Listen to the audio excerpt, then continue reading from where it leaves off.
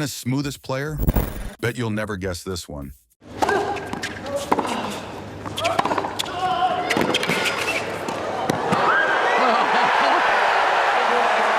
Amazing skills from Rios. Marcelo Rios moved on the court like pure poetry, Chile's tennis prodigy with unmatched grace and flair.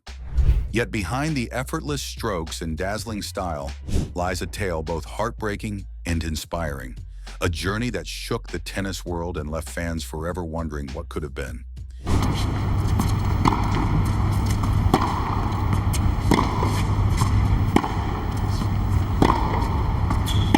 Marcelo Rios, born in Santiago, Chile, in 1975, was never your typical tennis player.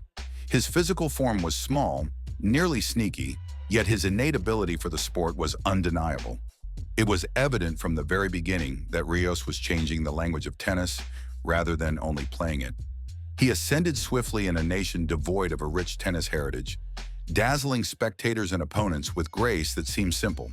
His approach was based on accuracy, inventiveness, and an almost psychic capacity to know precisely where the ball had to go, not on sheer strength or sheer muscle. Marcelo stood out even as a junior, not only for his amazing skills, but also for his calmness under duress. It was more than just a trophy win when he took the US Open Juniors title. It was a worldwide message that Chile had produced a player set for excellence. Finishing that year as the best junior in the world only validated what insiders already knew. Expectations were very high entering the ATP professional circuit. Tennis aficionados couldn't wait to see how this young Chilean, with a flair like no other, would approach the heavy hitters of the game. And Rios didn't let down.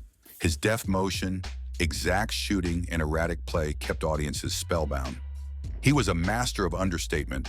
His silk-like ball contact converted difficult shots into art.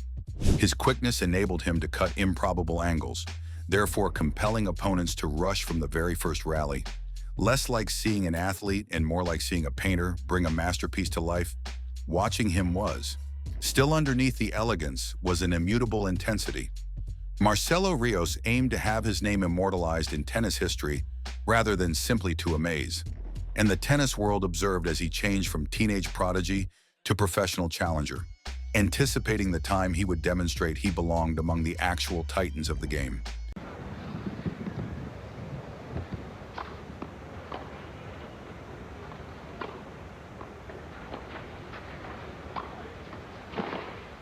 Picture this, 18-year-old Marcelo Rios, baby-faced with a wild mane of hair, strolling onto the clay at Roland Garros in '94. Across the net, Pete Sampras, the king of tennis at the time. Most teenagers would have been shaking in their sneakers. Not Rios. He had this ice-cool swagger, like he'd done this 1,000 times, or simply didn't care who Sampras was. Either way, eyes were glued to him. Sure, the scoreboard said a straight sets loss. On paper, it looked like business as usual. But trust me, there was nothing usual about it. Rios was out there whipping the ball with an effortless, almost arrogant elegance, moving like he was skating on air. And the attitude? Pure rock star, like he could have been modeling, causing trouble, or charming someone's girlfriend. But instead, he'd chosen to school the crowd on his terms. Commentators couldn't stop talking, and fans couldn't stop staring. This wasn't your standard rookie grinding for points. Rios was the show. That match wasn't about stats. It was a statement. It was him spray painting his name across the sport and saying, "Hey, tennis, buckle up. I'm here to change things." From that day, it was clear. Marcelo Rios wasn't just playing the game. He was rewriting it. Number one in the world, we at Lipton salute you for winning the Lipton Championship this year. You're only the second Latin American to ever be rated number one in the world. What a great honor. We congratulate you. Marcelo Rios, that guy shook tennis in the late 1990s like nobody else. With a wiry frame like a string bean at just 22. Boom, he's the first Latin American ever to hold the ATP World #1 position. For every budding player south of the equator, it was a seismic change, not just a career milestone. And that Miami Open final against Andre Agassi? Pure madness. Agassi was already a legend, But Rios made him seem nearly human, spinning, plunging, and curving in methods no one had ever seen. He floated across the court, executing shots that appeared to challenge physics. It was magic rather than merely tennis. Nobody moved like Rios. No one.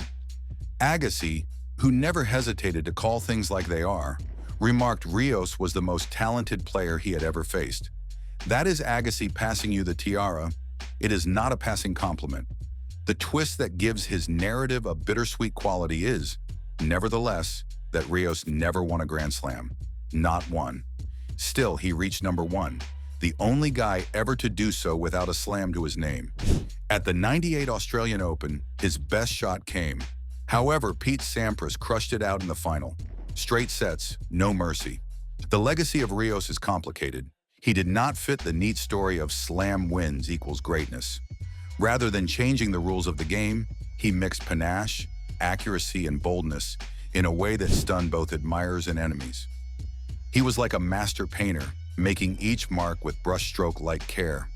His winners were beautiful, his shifts of pace dizzying, and his angles mercilessly acute. He seemed to read every shot before it happened, gliding with ease from baseline to net, always one step ahead, with amazing anticipation. Rios did more than just tennis. He made it memorable and beautiful.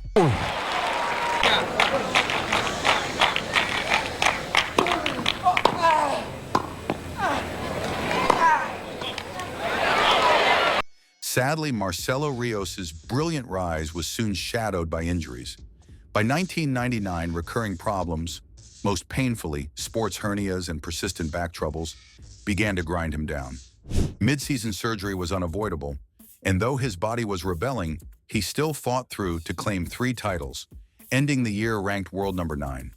But 2000 brought steeper challenges. Chasing just 1 title in Umag, Rios struggled for consistency, his ranking sliding outside the top 30. The physical toll was mounting, marking the beginning of a painful decline. In 2001, flashes of the old Rios appeared, thrilling fans with glimpses of his unmatched artistry. Yet another blow followed, a severe ankle injury requiring surgery, stopping his momentum cold. His genius clashed endlessly with his fragile frame. Just when he seemed ready to soar again, relentless pain dragged him back. The years meant to be his peak became an exhausting war against a body that refused to cooperate, turning promise into frustration. He started 2002 strong with a quarterfinal in Australia and a semifinal in Miami. But then disaster struck, a stress fracture in his back that demanded 2 surgeries. The pain never truly left. By 2003, his body was broken, his movement compromised, his edge gone. Accepting that there was nothing left to give, Marcelo Rios retired in 2004 at only 28 years old. One of tennis's most gifted careers ended not with a slow fade, but with a sudden, heartbreaking stop. Undone not by rivals, but by the body that once made him great.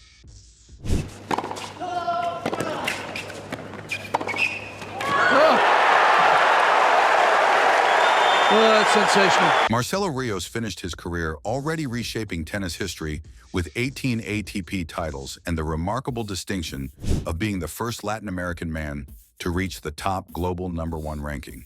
His ascent to the summit was revolutionary. It motivated a generation from a formerly ignored area in the sport. Still, it was more about how Rios played than his numbers or ratings that distinguished him. He was the epitome of effortless brilliance on the court. His smooth approach transformed the hardest shots into poems. His movement was elegant beyond measure, his shooting creativity unparalleled, and his accuracy razor-sharp. Watching Rios was like watching an artist paint in real time. Every point a fresh canvas, every stroke deliberate. Witnessing his amazing capacity to read the game and predict opponents was mesmerizing. The most unsettling aspect of Rios's legacy might be the persistent sense of what might have been. Injuries stole his prime and dashed his Grand Slam aspirations. Many believe that had his body held up, he could have dominated tennis for years, accumulating significant honors and guaranteeing himself a place among the immortals of the game. Rather, we remember the flashes of brilliance, the stunning highs and the merciless lows, a career distinguished by rare artistry and untapped potential. Totally different playing professional. I did my job already professional, and this is like my second chance to play tennis, but enjoy it. Man, Marcelo Rios pretty much vanished after retiring at just 28. No coaching gigs, no smiling pundit spots on TV, nothing. He didn't follow the usual ex-tennis star script.